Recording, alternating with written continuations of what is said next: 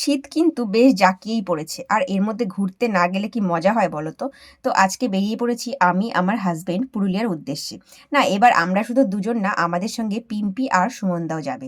ওদের সঙ্গে ট্রেনে গিয়ে আমাদের দেখা হবে। আর ওই যে দেখো পিম্পি শুয়ে আছে। তো এখন আমরা নেমে গেছি পুরুলিয়া স্টেশনে আর এখন বাজে সকাল ৭টা। আমরা রাস্তা দিয়ে যেতে, যেতে কয়েকটা স্পট দেখব। তো ফার্স্টে আমরা যেখানে এসছি এটা হলো একটা ড্যাম।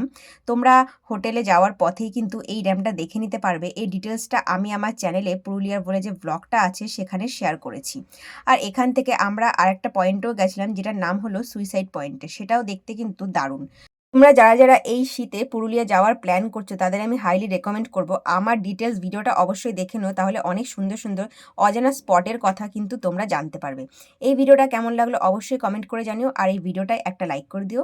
আর প্লিজ আমার চ্যানেলটা সাবস্ক্রাইব করে দিও। দেখা হচ্ছে নেক্সট ভিডিওতে যেখানে থাকবে আরও অনেক ইনফরমেশন।